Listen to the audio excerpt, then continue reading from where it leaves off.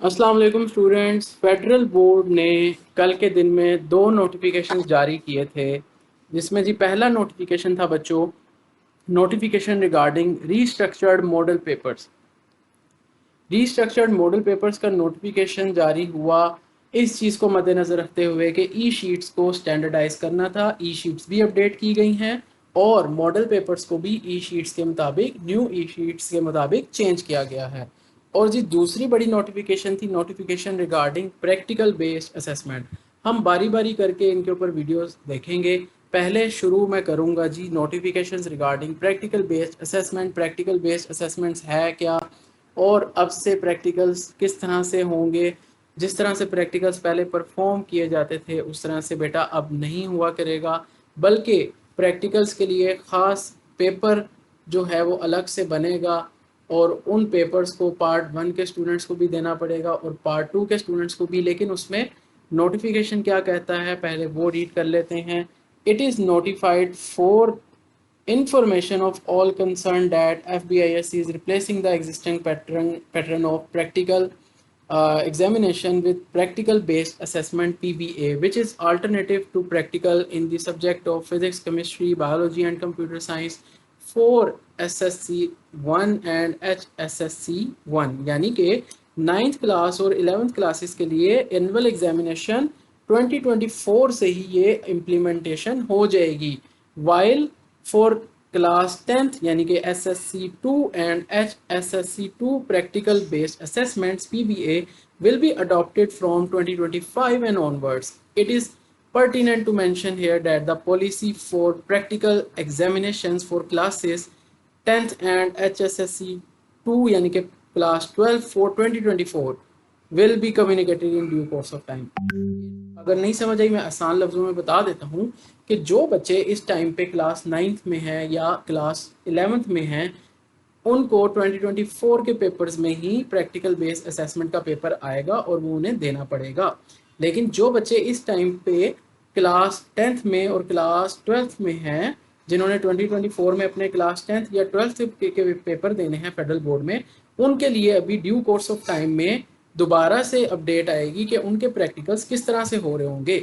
और वो बच्चे जिन्होंने अभी 2024 में 9th और क्लास 11th के पेपर देने हैं, वही बच्चे जब 2025 में क्लास 10th और क्लास 12th के पेपर दे रहे होंगे तो उनके लिए भी यही सेम पैटर्न होगा, यही सेम पैटर्न चलेगा। अब ये पैटर्न है क्या, मॉडल पेपर कहता क्या है, उसके लिए जी उन्होंने अपनी वेबसाइट के ऊपर मॉडल पेपर्स अपडेट कर दिए हैं। अगर हम नीचे स्क्रॉल करें तो हमें यहाँ पे देखने को मिलता है biology, chemistry, computer and physics के प्रैक्टिकल असेसमेंट बेस्ड यानी कि practical based assessment PBA papers के मॉडल पेपर्स जो हैं वो अपलोड कर दिए गए हैं। तो आइए अगर हम फिजिक्स से शुरू करें, physics practical based assessment class 11th के लिए, तो जी इसमें बड़े ज़रूरी पॉइंट्स गाइडलाइंस जो हैं वो दी हुई हैं।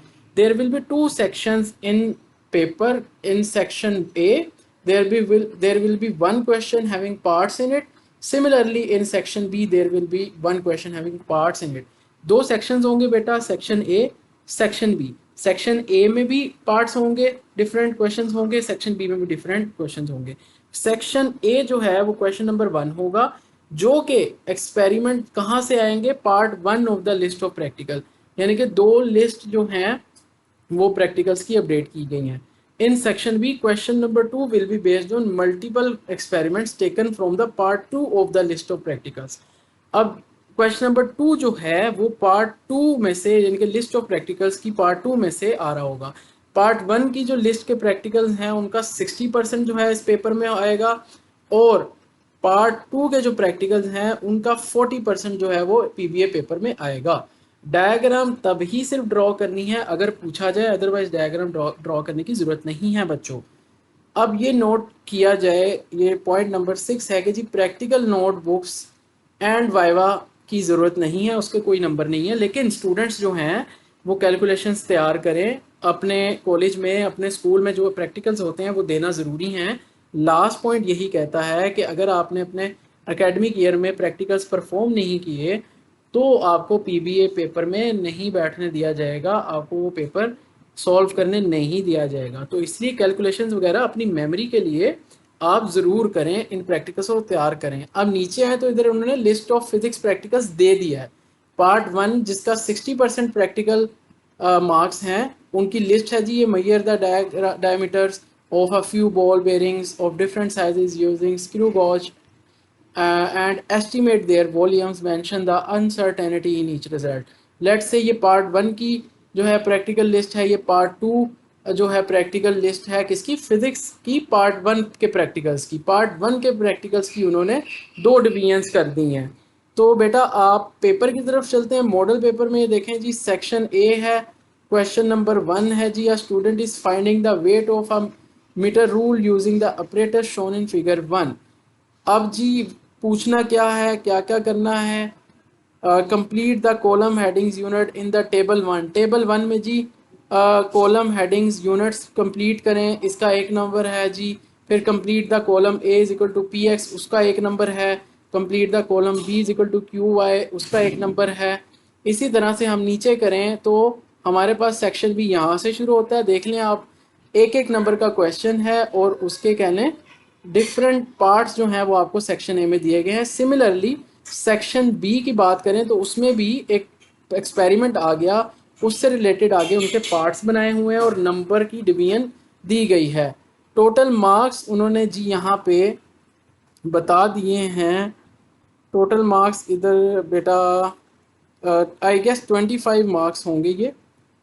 अगर हम इसको काउंट करें 1.5 3 4 5 6 मार्क्स का सेक्शन बी है।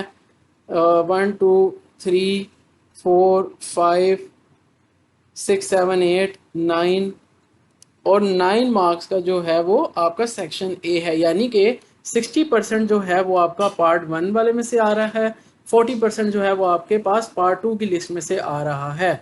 तो जी ये नई अपडेट थी। इसी तरह से किसी भी बच्चे ने केमिस्ट्री से रिलेटेड, बायोलॉजी से रिलेटेड, कंप्यूटर से रिलेटेड मॉडल पेपर्स डाउनलोड करने हैं, देखने हैं 9th और 11th के, तो वो लिंक को जो है वो क्लिक कर सकता है इस वीडियो में जो दिया गया है, और डायरेक्टली इसी पेज के ऊपर आप आ जाएंगे।